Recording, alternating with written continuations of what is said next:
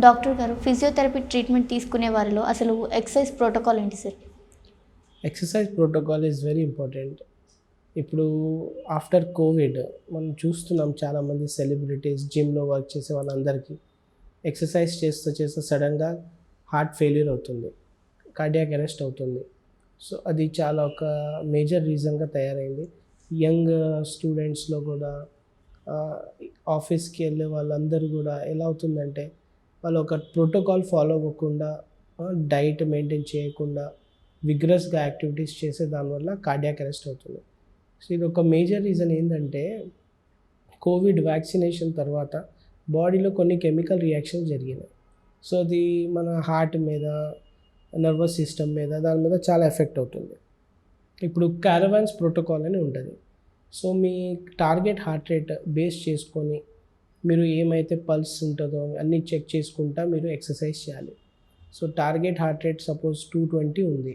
So మీ age minus చేసుకొని, ఎంత suppose 220లో మీ age minus చేస్తే 180 ఆర్ 170 అలా వస్తుంది.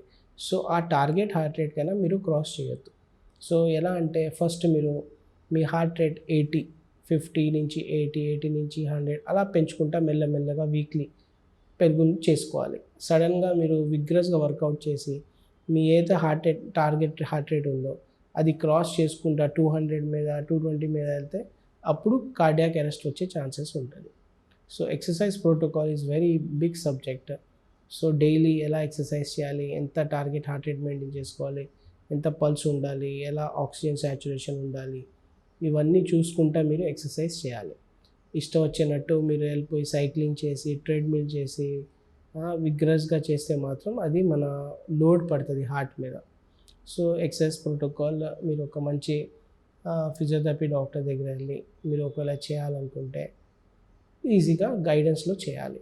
జిమ్లో కూడా చాలామంది అంటే కోచ్ ఉంటారు, వాళ్ళు కూడా ఏంటంటే కొన్ని చిన్న చిన్న కోర్స్ చేసి నేర్చుకుంటారు.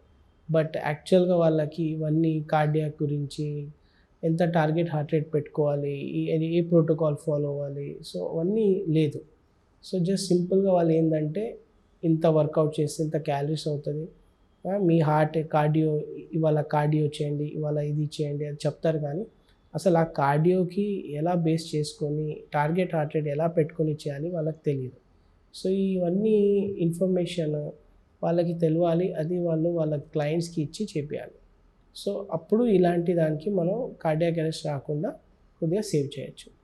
సార్, ఇంతవరకు అసలు ఎక్సర్సైజ్ అలవాటు లేని వాళ్ళకి సడన్గా ఫస్ట్ టైం చేస్తున్నప్పుడు కొన్ని పెయిన్స్ వస్తుంటాయి.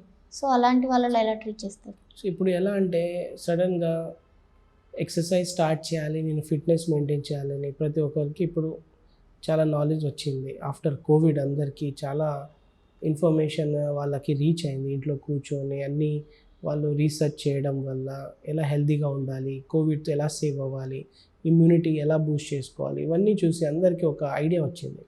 సో ఇది ఎలా అంటే సపోజ్ మీరు రేపటి నుంచి వాకింగ్కి వెళ్తున్నారు, మీరు ఒక టైం సెట్ చేసుకోండి, 10 minutes. 10 minutes వెళ్ళండి, మళ్ళీ రిటర్న్ వచ్చేయండి. అలా మీరు 1 week 10 minutes కంటిన్యూ చేయాలి. సో మీ బాడీ అడాప్ట్ అవుతుంది. మీరు ఒకే రోజు half an hour 1 hour walk చేస్తే అది మీ ప్రాబ్లం అవుతుంది బాడీకి. సో మీకు అలవాటు లేదు కాబట్టి బాడీకి స్లో అండ్ స్టడీ అలవాటు చేయాలి. 10 minutes వాక్ వెళ్ళండి, 4-5 days 1 week. దెన్ అది ఒక 20 minutesకి పెంచండి, మళ్ళీ ఒక 1 week 20 minutes వాక్ వెళ్ళండి రండి. సో మీ బాడీ దానికి అడాప్ట్ చేసుకొని మీకు ఏం ఇబ్బంది లేకుండా ఉంటుంది. సడన్గా మీరు ఇవాళ 1 hour వాక్ చేయాలి అంటే బాడీలో మజిల్స్లో సిట్రిక్ యాసిడ్ అని ఉంటుంది.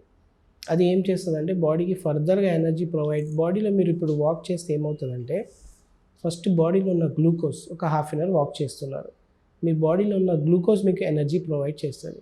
హాఫ్ అన్ అవర్ తర్వాత గ్లూకోజ్ అయిపోయిన తర్వాత carbohydrates will come into the role. Further మీ బాడీ వాక్ చేయడానికి కార్బోహైడ్రేట్స్ ఎనర్జీ ఇస్తుంది. ఇంకా హాఫ్ అన్ అవర్ 20 minutes తర్వాత కార్బోహైడ్రేట్స్ కూడా అయిపోతుంది. అప్పుడు fats will come into the role. అప్పుడు బాడీలో ఉన్న ఫ్యాట్స్ వచ్చి మీకు ఎనర్జీ ఇస్తుంది ఫర్దర్గా ఇంకా వాక్ చేయడానికి, యాక్టివిటీ చేయడానికి. సో మీరు 1 hour చేస్తేనే మీ బాడీలో ఉన్న ఫ్యాట్ కరుగుతుంది. కొంతమంది 10 minutes వాక్ చేసి చెమటలు వచ్చేసినాయి, ఇవాళ ఫ్యాట్ బాగా కరిగిపోయింది, నేను 1 kilo తగ్గిపోతానని అనుకుంటారు. కానీ అది ఒక ఫాల్స్ అజంప్షన్.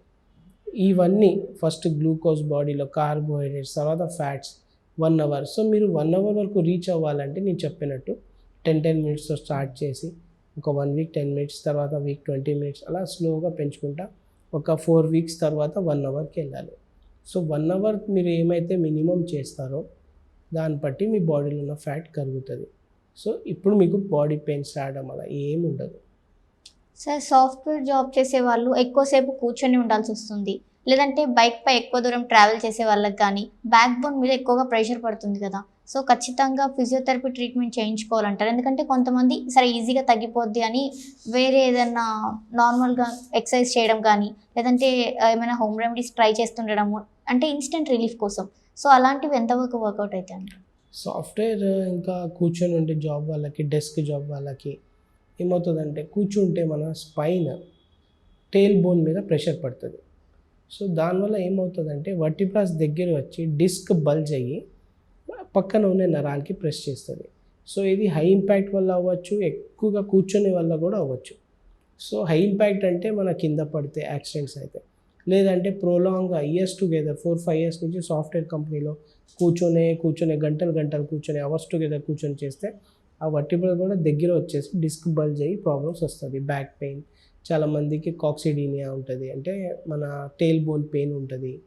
సో ఇవన్నీ దీనివల్ల ఏమంటే ఏ మెడిసిన్ పనిచేయదు. ఎన్ని రోజులని మీరు పెయిన్ కిల్లర్స్ వాడతారు, వాడే వరకు మీకు పెయిన్ తగ్గుతుంది, మళ్ళీ పెయిన్ వచ్చేస్తుంది. సో దీనికి ఏంటంటే ఫిజియోథెరపీలో మొడాలిటీస్ వల్ల పెయిన్ తగ్గిస్తాము. తర్వాత బ్యాక్ మజిల్స్, కోర్ మజిల్స్ అంటాం, మల్టీఫీడర్స్, ఇరెక్టార్స్ పైన కొన్ని మజిల్స్ లాంగ్ ఎలాంగేటెడ్ మజిల్స్ ఉంటాయి. అవన్నీ స్ట్రెంగ్త్ చేసుకుంటే మీ బ్యాక్ మజిల్ స్ట్రాంగ్ ఉంటుంది. దానివల్ల మీరు కొద్దిగా ఎక్స్ట్రా వర్క్ చేసినా స్ట్రెయిన్ అవ్వదు. దాంతోపాటు మీరు కొన్ని డూస్ అండ్ డోంట్స్ కూడా ఫాలో చేయాలి. కంటిన్యూస్గా 1-2 అవర్స్ కూర్చోవద్దు. ఒక హాఫ్ అన్ అవర్కి 2-3 మినిట్స్ గ్యాప్ తీసుకోవాలి, రెస్ట్ తీసుకోవాలి, మళ్ళీ వెళ్ళి కూర్చొని మీ వర్క్ కంటిన్యూ చేసుకోవాలి. సార్ డయాబెటిక్ పేషెంట్స్లలో ఈ ట్రీట్మెంట్ ఎలా ఉంటుంది ఫిజియోథెరపీలో? ఫిజియోథెరపీలో చాలా రకరకాల కండిషన్స్కి ట్రీట్మెంట్ ఉంది. So diabetic is one of the important treatment. డయాబెటీస్లో ఏంటంటే అన్కంట్రోల్ డయాబెటీస్, దీనిలో టైప్స్ కూడా ఉంటాయి, type A, type B, type 1, type 2. So ఇది కంజనైటల్ వల్ల వస్తుంది. కొంతమందికి సిడెంటరీ లైఫ్ స్టైల్ వల్ల కూడా గ్లూకోజ్ లెవెల్ పెరిగిపోయి వస్తుంది. సో దీంట్లో కూడా డిఫరెంట్ మనకి టెస్ట్ చేసి, ఇన్వెస్టిగేషన్స్ చేసి టైప్ 1, టైప్ 2, ఇది ఎందుకు వచ్చింది, ఫ్యామిలీ హిస్టరీలో ఉందా లేదా అన్నీ చూసుకొని దాన్ని బట్టి ట్రీట్మెంట్ చేస్తాం. సో ఫిజియోథెరపీలో ఒక నార్మల్గా ఎలా అంటే గ్లూకోజ్ బాడీలో ఎలా ఉంటుంది, ఎలా ప్రొడ్యూస్ అవుతుంది, సో అవన్నీ physician will take care. So దాన్ని బట్టి వాళ్ళు మెడిసిన్స్ ఇస్తారు. కానీ కొంతమందికి కంట్రోల్లో ఉంటుంది, కొంతమందికి కంట్రోల్లో ఉండదు. ర్యాండమ్ టెస్ట్ చేస్తారు, ఫాస్టింగ్ చేస్తారు, HbA1c 3 months యావరేజ్ చెక్ చేస్తారు, అయినా కంట్రోల్లో ఉండదు. సో దానికి రకరకాల రీజన్స్ ఉంటాయి. వ్యాక్సినేషన్ రీజన్ కూడా ఉంటుంది, ప్లస్ వాళ్ళ సిడెంటరీ లైఫ్ స్టైల్, తినే ఫుడ్ హ్యాబిట్ వల్ల, లేకపోతే బాడీలో ప్యాంక్రియాస్ సరిగ్గా ఇన్సులిన్ రిలీజ్ చేయట్లేదు. సో ఇవన్నీ దాన్ని బట్టి ఒక టెస్ట్ చేయించుకోవాలి, GTT టెస్ట్ అని, గ్లూకోజ్ టాలరెన్స్ టెస్ట్. సో ఇవన్నీ చేసుకుంటే మనకి బాడీలో ఎందుకు ఇలా గ్లూకోజ్ కంట్రోల్ అవ్వట్లేదని తెలుస్తుంది. కొంతమంది ఇంజెక్షన్స్ ఇన్సులిన్ తీసుకుంటారు. సో ఇవన్నీ medical management. Coming to physiotherapy, నేను చెప్పినట్టు ఎక్సర్సైజ్ అన్నీ ఫాలో చేస్తే బాడీలో ఉన్న గ్లూకోజ్ ఎక్స్పెండిచర్ అవుతుంది. First half an hour to 40 minutes exercise workout చేస్తే. సో బాడీలో ఉన్న గ్లూకోజ్కి రిమూవ్ చేస్తేనే కదా, లేకపోతే మీకు బాడీలో గ్లూకోజ్ కనిపిస్తుంది. సో ఆ ఎక్సర్సైజ్ వల్ల, plus diet is very important. దీంట్లో హై ఎనర్జీ ఫుడ్ తీసుకోకూడదు. ఫ్రూట్స్ ఉంటుంది, ఇప్పుడు చీకు, బనానా, మ్యాంగో, అవి హై ఎనర్జీ ఫుడ్స్. సో అవి అవాయిడ్ చేయాలి. సో అలాంటిది కూడా ఫుడ్ ఇంటేక్ కూడా చాలా ఇంపార్టెంట్ డైట్లో డయాబెటిక్ పేషెంట్స్కి. ఎక్సర్సైజ్, స్లీపింగ్ హ్యాబిట్స్ కూడా మంచిగా ఉండాలి, టైంకి పండుకోవాలి, టైంకి లేవాలి. Stress factor also will improve diabetic levels. So ఇవన్నీ ఉంటాయి, అన్నీ చూసుకొని కంట్రోల్ చేసుకోవాలి. లేదంటే ఏమవుతుందంటే డయాబెటిక్ న్యూరోపతి, డయాబెటిక్ రెటినోపతి, ఇవన్నీ ప్రాబ్లమ్స్ వస్తాయి. షుగర్ ఏమైనా పెరిగిపోతే ఎక్కువగా ఉంటే సెప్సిస్ అయ్యే ఛాన్సెస్ ఉంటాయి, గ్యాంగ్రీన్ ఫామ్ అయ్యే ఛాన్సెస్ ఉంటాయి. So diabetic also plays very major role in one's individual life. So అది కంట్రోల్ చేసుకోవడం చాలా ఇంపార్టెంట్. సో ఫిజియోథెరపీ ద్వారా కూడా, ఎక్సర్సైజ్ మేనేజ్మెంట్ ద్వారా కూడా అది చేసుకోవచ్చు. సార్ కొంతమంది ఏమనుకుంటుంటారంటే నార్మల్గా మనం చేసే వర్కే ఎక్కువ అయిపోతుంది, సో మళ్ళీ సపరేట్గా ఎక్సర్సైజ్ అంటూ ఏం అవసరం లేదనుకుంటారు. లేదు, అది ఇంట్లో చేసే వర్క్ అవన్నీ చేసేది జస్ట్ మీరు డే మొత్తం ఇంట్లో జాడు పోచా డస్టింగ్ చేస్తే ఒక 70 to 100 కిలో క్యాలరీస్ బర్న్ చేస్తారు. అది దట్ ఈస్ నాట్ కరెక్ట్. మీరు ఏంటంటే పర్టికులర్ వర్కౌట్ చేయాలి, సైక్లింగ్ చేయండి, స్విమ్మింగ్ చేయండి, రన్నింగ్, వాకింగ్, జాగింగ్, ఇవన్నీ బాడీలో మీకు ఎగ్జర్షనల్ యాక్టివిటీస్ ఉండాలి. ఉంటేనే ప్రాపర్గా మీకు బాడీ ఫిట్నెస్ మెయింటైన్ అవుతుంది. జస్ట్ నుంచొని బెండ్ అవ్వడం, జాడు కొట్టడం, పోచా కొట్టడం, దానివల్ల మీకు ఏ మూమెంట్ ఉండదు. ఇంకా దానివల్ల మీకు సైడ్ ఎఫెక్ట్స్, బ్యాక్ పెయిన్ రావడం, నెక్ పెయిన్ రావడం ఉంటుంది. So fitness is different, house hold work is different. బాడీలో కొన్ని డిసీజ్ కానీ ఏవైనా వచ్చినప్పుడు ఆ లాస్ట్ స్టేజ్ వరకు మనం గుర్తించలేకపోయామని అనుకుంటుంటారు కదా. సో మన షోల్డర్కి కానీ పెయిన్స్ వచ్చినప్పుడు, బ్యాక్ పెయిన్ లాంటివి కానీ, ఇందులో కూడా స్టేజెస్ వైజ్ గుర్తించవచ్చు అనేది ఏమైనా ఉంటుందా సార్? మన ఇండియన్ సైకాలజీ ఎలా ఉండదంటే కార్ కొంటే 1 month సర్వీసింగ్, ఫ్రీ సర్వీసింగ్ ఉందని పరిగెత్తుకుంటూ వెళ్తారు. సో 1 month అయిపోయింది, కార్ సర్వీస్ చేయండి అని.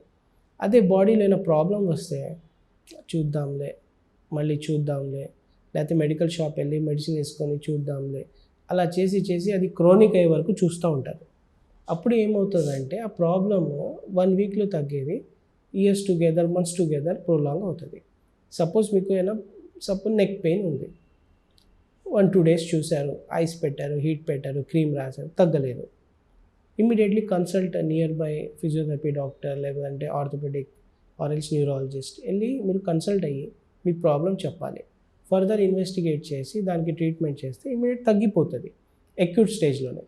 అది క్రోనిక్ అయ్యే వరకు ఉంటే దాని చుట్టూ ఉన్న నెక్ చుట్టూ ఉన్న మజిల్స్ స్ట్రెయిన్ అవుతుంది, లిగమెంట్ స్ట్రెయిన్ అవుతుంది, బోన్స్ అరిగిపోతాయి, అన్నీ డ్యామేజ్ అయ్యే వరకు అది చాలా లాంగ్ ట్రీట్మెంట్ అవుతుంది. దానివల్ల ఇంకా వేరే స్ట్రక్చర్స్ కూడా డ్యామేజ్ అవుతుంది. సో ఫస్ట్ మన ఇంపార్టెన్స్ ఇచ్చేది మన హెల్త్కి. వేరే ఐటమ్స్కి, వేరే లగ్జరీ ఐటమ్స్కి ఇంపార్టెన్స్ ఇచ్చే బదులు ఫస్ట్ మన హెల్త్ మంచిగా ఇంపార్టెన్స్ ఇవ్వాలి.